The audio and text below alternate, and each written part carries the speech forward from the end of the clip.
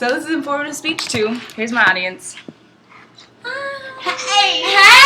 Okay, they already doing too much. Okay, so in the words of Bree Newsome, you come against me with hatred and oppression and violence. I come against you in the name of God. This flag comes down today. The Lord is my light and my salvation. Whom shall I fear? At 5:30 in the morning of June 27, 2015, songwriter and activist Bree Newsome took down the Confederate flag from the state capitol in Columbia, South Carolina, with officers waiting at the bottom to arrest her.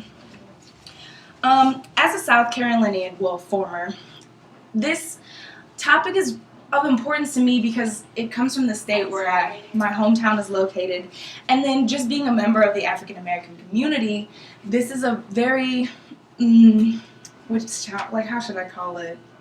Tiptoed upon topic. People don't really go over it like they should. And I think it's important to talk about because people are still suffering from injustices and discrimination based solely on skin color in 2015. And I personally just feel like it's appalling and entirely too frequent in this day and age. So today I'm going to be talking about who exactly is Bree Newsome, a brief history of the Confederate flag, and why she felt the need to take it down. So Bree Newsome is a filmmaker and musician, and she graduated from New York University, but she's she's been in activism all her life.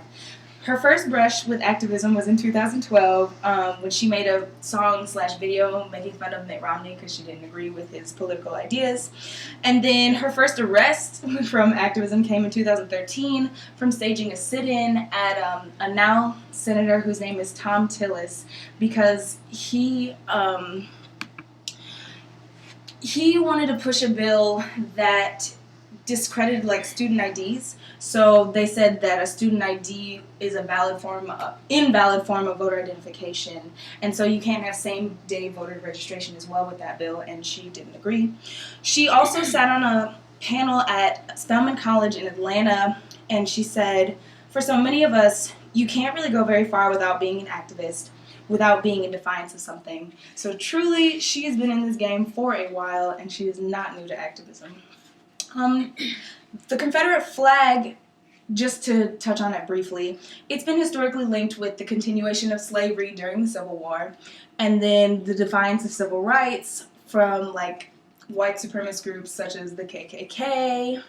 Many actually argue that flying it it defies the 13th Amendment, which bans slavery.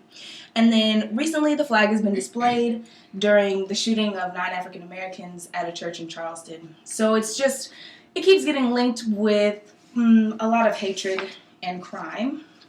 So why exactly she felt the need to take it down? Well, she says, quote, she did it as an act of civil disobedience and as a demonstration of the power people have when they work together. And she also said that, quote, the Confederate flag is the banner of racial intimidation and fear.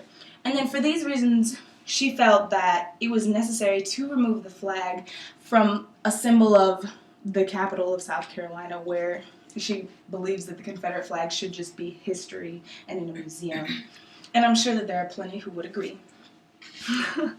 So, in conclusion, Bree Newsome was born with the courage to bring about change and has been doing so for most, if not all, of her life. The Confederate flag was still is history-laden with racial discrimination.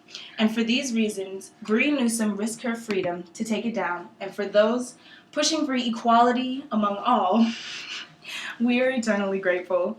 It is important to stay informed of all these injustices and courageous acts in our society today, and even more important to understand the reasoning behind it. And then here's a quick picture of Bree Newsome when she took the flag down. Go, girl. You better do it! Okay, well, there's an audience again. So.